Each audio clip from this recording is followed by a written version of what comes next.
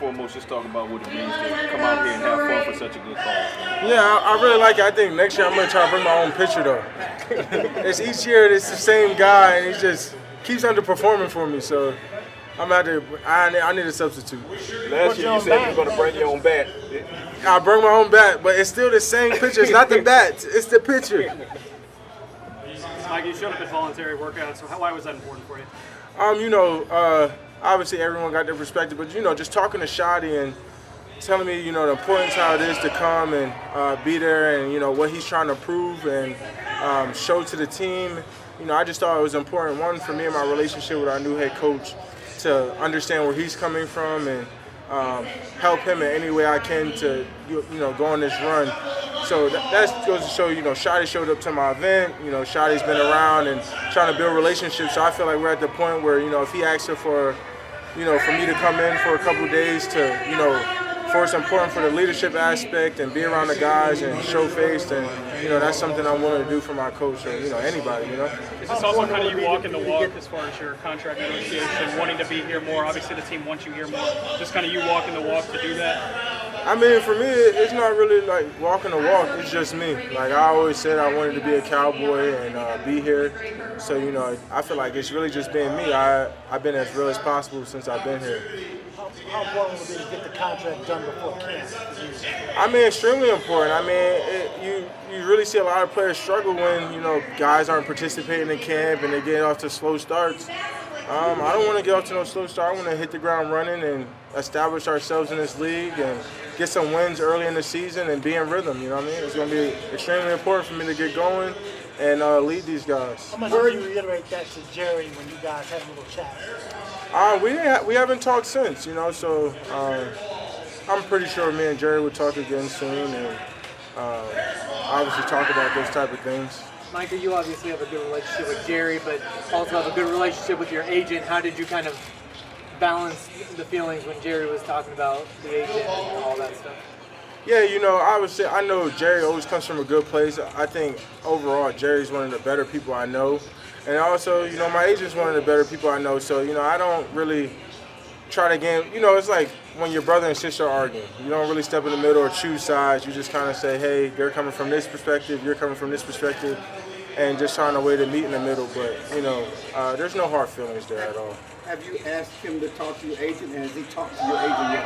I have no knowledge whether they talked or whatever. I'm pretty sure he don't want to update me on every inch of the way or what goes on, but he'll probably call me when it's done. Have you asked him to talk to your agent to get this done? Yeah.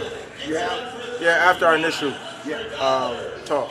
In December, you said you didn't need to make $40 million. Do you still feel that way, or how do you feel about that? Yeah, for me, it's all about,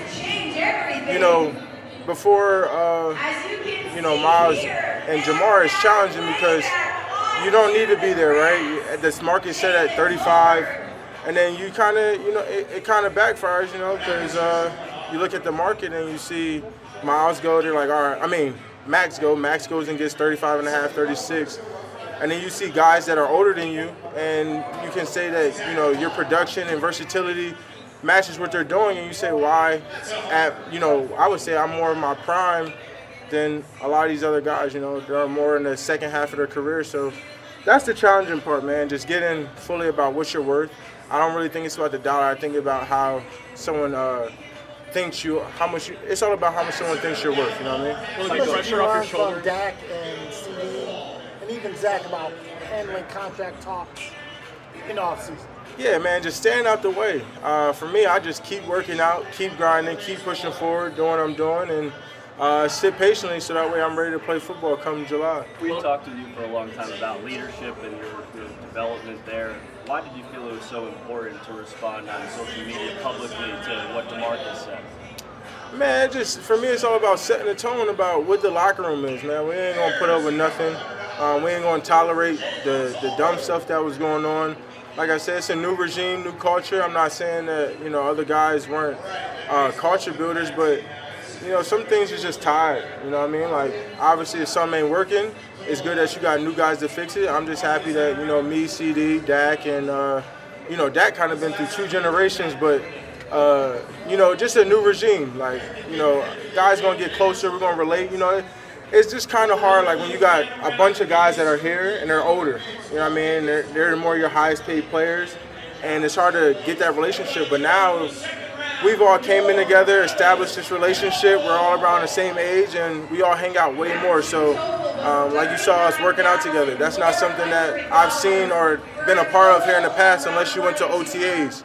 So just things like that, meeting up, working out together, boxing together, things like that, things that we're going to start, building a camaraderie. You're here now. Last one here, guys. You're here now. Do you plan to continue to stay a part and be part of the off-season program and even training camp if you don't have a contract? Yeah, I think I'll still be around. For me, like I said, I still got to learn the playbook. And I'm not so much of a iPad person where I can just keep learning. Like I got to walk through it. You know what I mean? Maybe it's so much I might not be on the field part of it, but I'll be there learning. So that way I'm at the least I'm getting prepared to, be ready for week 1. All right, thanks, Micah.